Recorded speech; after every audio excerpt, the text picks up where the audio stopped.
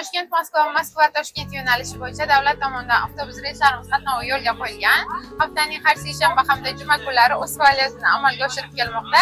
Soat 18:00 jo'nab ketadi-da. Assalomu alaykum, yaxshimisiz? Hozir yo'lovchilar bilan suhbat jarayonini amalga oshiramiz.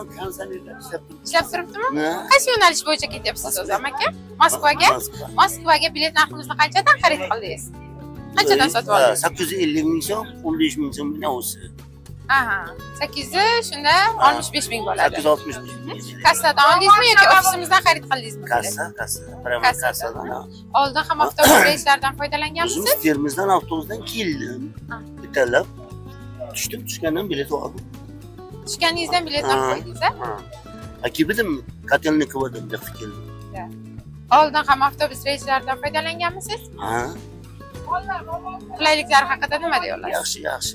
Tamam. Ayıp qilib bitamiz-da qizim. Sen 4 million, 5 millionga bilet olayotgandan. Muhimi qonuniymikan? Qonuniyda. Boshqalarga ham tavsiya qilgan bo'larmidingiz? Hammaga tavsiya qilaman.